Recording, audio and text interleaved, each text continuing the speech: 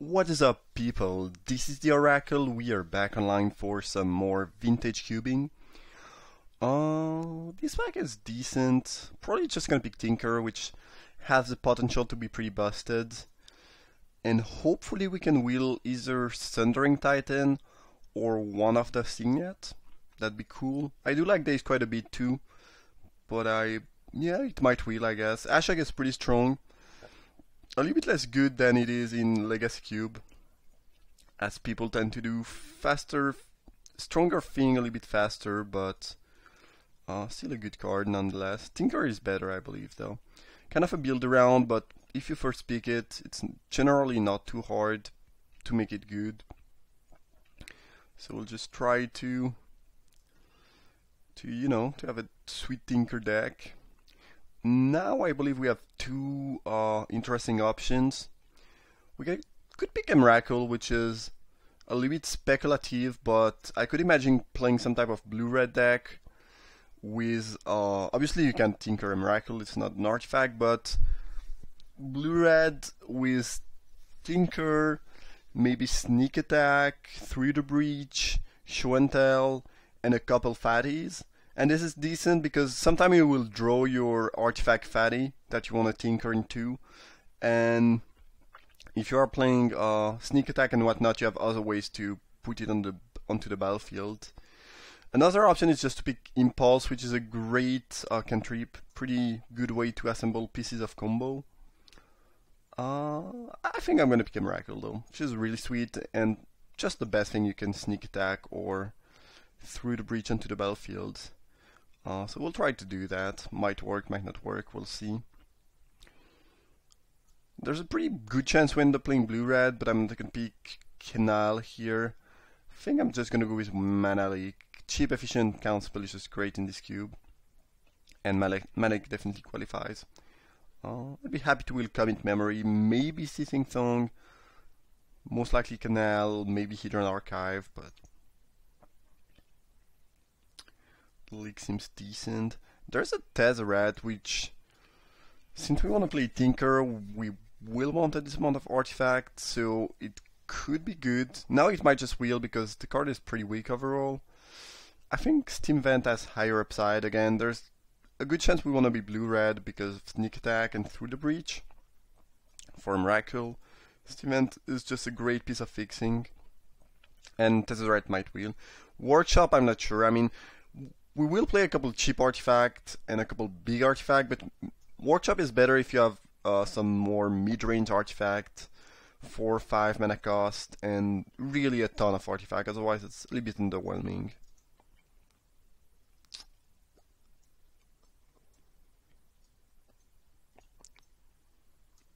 Maybe we'll end up with enough artifact where I will play Forge Master. It seems a little bit unlikely to me though. Kinda just want to pick Chain Lightning, which is very cheap and efficient removal.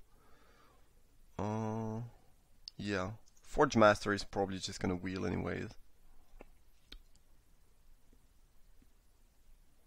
I guess Color is a cheap artifact, not really castable though. Winter Orb is a cheap artifact too, but it's not really something you want to use for your Tinker. I mean, if we don't see enough artifact and the Tinker doesn't end up being good, I mean, it'd be what it'd be. I will pick some decent cheap artifact when I can, but if there's nothing, well, there's nothing. And not a ton you can do about that.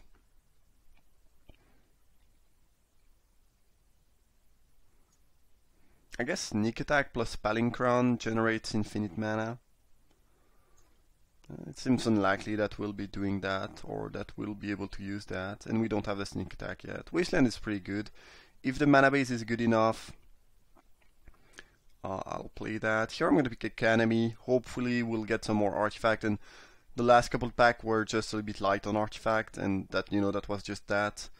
And, well, again, if there's no artifact, if everyone's drafting all the artifact at the table, well, what can you do? Just don't really like Lightning Greaves at all. Fiery Confluence is pretty great. Love that card, especially in Vintage Cube where there's a lot of powerful artifact. Opposition is good, but a little bit less good than in Legacy Cube, mostly because a lot of your blue deck will tend to not play that many creatures. So I don't think it's gonna be the peak here. I guess Legionnaires and Artifacts, but this is so much better. Okay, only one of the Signet wheeled. So Sundering Titan plus 2 Signet were picked. And at this point I wonder if we should still try to make that Tinker good by, or maybe, you know, playable by picking enough color Signet. Like Thundering Titan did not even wheel. I think I'm just gonna pick Chandra. And maybe abandon the idea of playing Tinker and some artifacts. Gilded Lotus, potentially pretty good. Thissing Song could be interesting, I guess. Bell Striker. Well, maybe no one's playing mono red at the table, and this is what I will end up doing actually. It's a little bit late, but if an archetype is wide open, you can go into that archetype pretty late in Vintage Cube because, you know, since everything is super powerful, you will, if the archetype is really open, you will get enough playables basically. Bushwhacker now. Well, Thissing Song is not good, but I have like 5 pretty good cards for mono red. Chandra costs too much, I don't think it's really an option. Plus Wasteland is usually quite great, so yeah, that could be something. However, here we have 2 very good options for blue-red. We have Mana Vault, which is one of the best artifact to use with Tinker. And we have Dark Faden, which is pretty awesome in general, very good card. And the Retia, I guess, could be an option. And there's nothing for a mono-red deck. I'm just gonna pick Mana Vault on the off chance that the Tinker plan still can happen. Mana Vault is also pretty good with Gilded Lotus or Chandra, so we'll try that.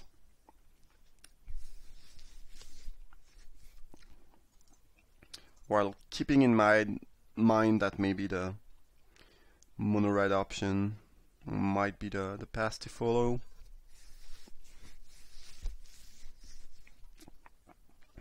The fact that both Thundering Titan and 2 artifacts and 2 signets were picked from our first booster is not surprising per se, but it's not a very good sign for the Tinker deck basically.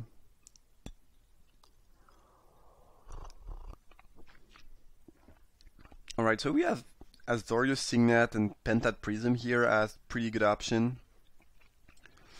Thirst could also be decent, but you need to pick artifact first, basically.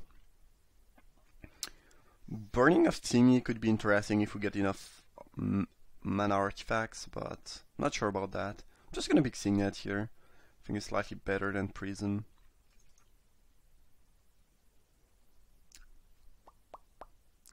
Lodestone Golem. Not looking very exciting. Bloodstained Mire can fetch Steam Vent, which is fine. Chase could be decent. I kind of want to pick Young Pyromancer, which should be pretty decent here as we have a ton of... I mean, we don't have a ton of instant and sorcery. We mostly have non-creature spell.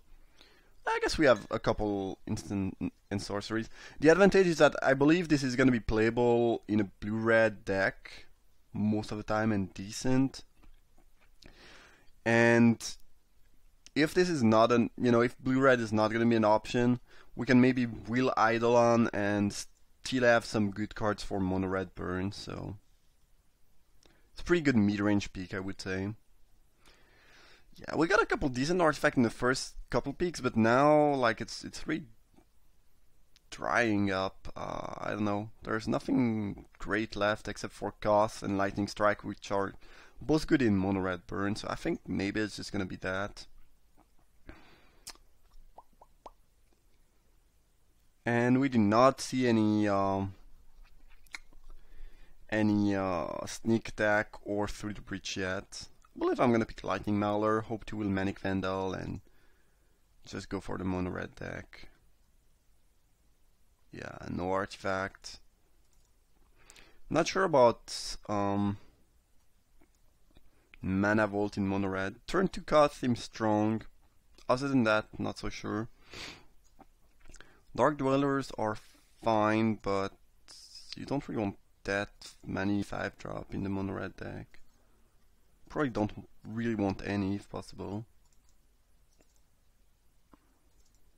Could be more of a mid-range big red deck with Chandra, Dark Dweller, Seething Song maybe, and Mana Vault. I don't think it's the worst, but I'd much rather be just a straight up a classic Redburn deck with the curve ending at 4. Do we want Skull Clamp or Chandra? It's kinda close. Right now we don't have a ton of creature. Skull Clamp is pretty busted with Young Pyromancer though. And we already have a decent amount of 4-drops, which are all better than Chandra, I believe. So yeah, I guess it's gonna be Skull Clamp. Dragon Lord. Yeah, sure. Mutavault also pretty good in mono red often, but I think a good 2-drop might be better. I'm not sure about Walking Malista in mono red, but it's certainly playable.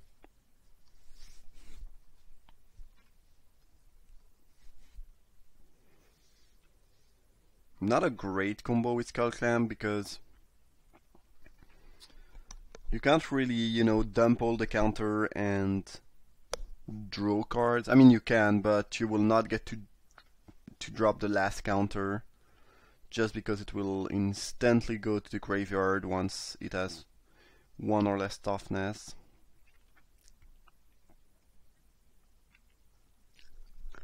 Firecraft Wield, good news, good news. Yeah, I think at this point we are just very much solidified into mono red and we'll not play anything else, anything other than that. This is 17 playable. There's a couple of cards I don't really want to play, like I'd rather not play Seething Song, Dark Dweller, Chandra, Walking Ballista. However, and maybe Mana Vault, I'm not sure about how good it is in mono red. However, I assume we'll get a decent amount of playable, especially now that we know what we are doing. We should get more and probably enough stuff. There's also a Lightning Strike, which I don't know if we should wheel it, but we might wheel it if anything.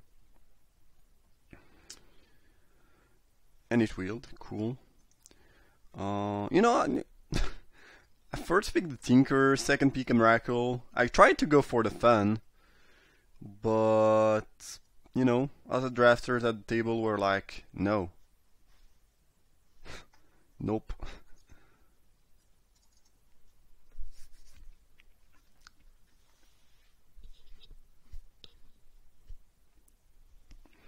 I mean, there's a decent amount of card in this deck that I could play in a blue-red deck still. Like Confluence fine, Dark Dweller is fine, Seething Song's fine, Chandra's fine, Pyromancer's fine, a couple cheap removal like Chain Lightning and Lightning Strike are fine. Walking Ballista is not the worst to tinker with. Inferno Titan could be an option. If anything, red is up, and it's just blue that's not really there. Damn, this pack has nothing for mono red. I guess there's Harsh Mentor. Card is not super exciting though.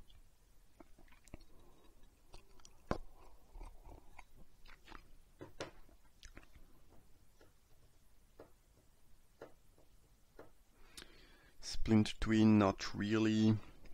We could be Preordain, which is certainly not willing, and on the off chance that we still end up playing blue could be good. Because like I'm 100% positive this wheels, and this is the card we would pick, so might as well keep our options open and pick the Preordain. And if anything, make other people draft worse, because today I'm playing in a good old queue. It's not a league, so we'll be playing against the cards we saw, and we will not be playing against cards we drafted.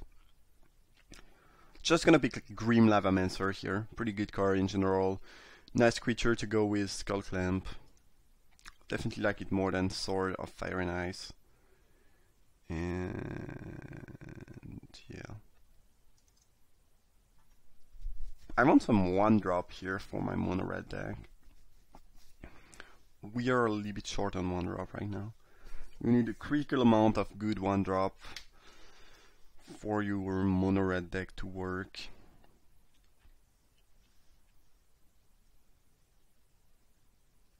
Honestly, since we have both Emrakul and Kozilek,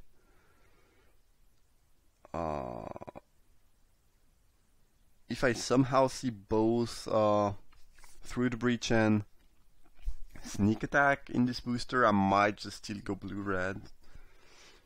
Glenn is the best card here, but I believe we just pick Abbott, and again, go for the mono-red most of the time. So we have a lot of good 2-drops. Not sure about Ballista. We need some more 1-drop and some more burn spell mostly at this point.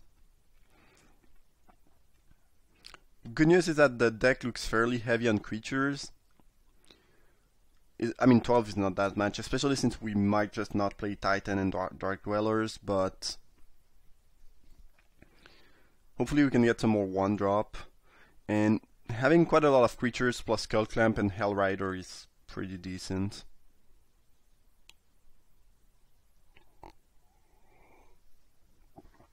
Unfortunately, in this cube there is no more the token theme that was in the last, I think in the last Legacy cube, if anything, with cards like Hordling Outburst, Perforos, and whatnot. Okay, Stormless Dragon could be good. Figure of Destiny is really what I want, and Bolt is great. I almost feel like Figure of Destiny might be more important and better than Bolt here. However, Figure of Destiny is almost always gonna wheel. Though I guess there could be a mono-white Winnie player at the table. But we saw, I think, a very late 2-1 for 1 in white, so I'm not even sure about that. And if anything, this is way more likely gonna wheel than Bolt, so I think we'll just pick Bolt, but Figure of Destiny is a card we really like to have in the deck. Chandra Pyromaster or Incinerate? I think we like Incinerate slightly more. Like 3-4 drop is already quite a bit, and again they are all better than Chandra. Definitely want Jackal Pup over Searing Spear. It's a no-brainer, I believe, at this point, especially since we already have 2 other 2-mana deal 3 spells. Don't really want to overload on these, and again, 1-drop and creatures are really important right now. Swift Spear is great, hopefully we can wheel Char.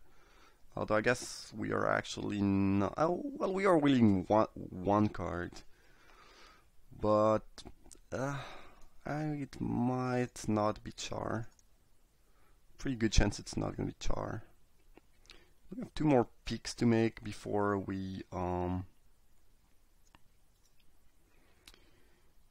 1 more pick to make before we start wheeling stuff. This is 25 cards actually, which is nice. So we'll probably be able to cut the 6 and 5 drops. Another 1 drop is just amazing. And at this point I'm actually pretty happy with the deck. It's looking good. Like we got 5 1-drop, which is really nice. The Mentor wheeled as expected. We'll not play these. We'll not play Stithing Song. And that's a pretty good mono-red burn deck. Yeah, Iona just nukes us if someone's playing Reanimator, so try to dodge that. Don't think Mana Vault is looking very good here. Wheel of Fortune, I believe, could be fine, especially since our curve is really low. Probably want to play 16 land here. We might be wheeling a Figure of Destiny. Yes, we did. That's amazing. We have 6 1-drop, which is just about as good as it can get. 15 creature. Yeah, this is a very good mono red burn deck. The only thing we are missing is basically Sulfuric Vortex and Goblin Guide, I believe. But you know, you can't always have it all. And we'll just play probably 16 land, including Wasteland here. There's a Chandra Pyromaster, interesting. Is it better than Wheel of Fortune? Probably. It kind of feels better. Walking Ballista is questionable. I believe it's a little bit... No, it's probably not that good. It's a little bit mana intensive, a little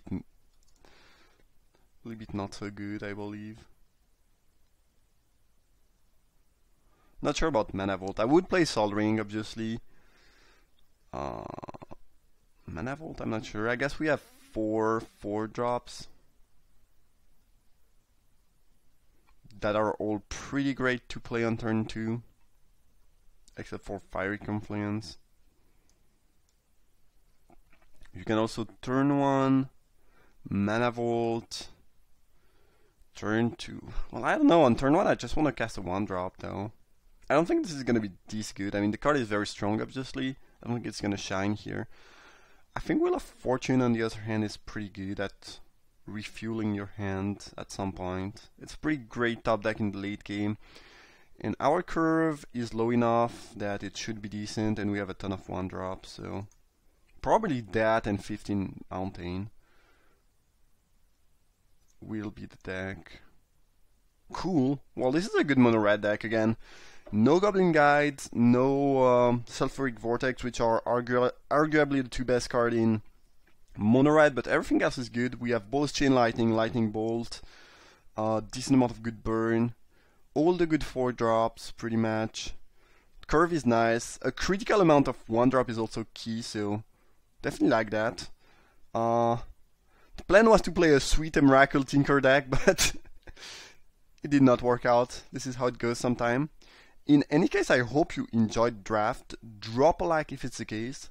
Thank you for watching, and see you for round uno.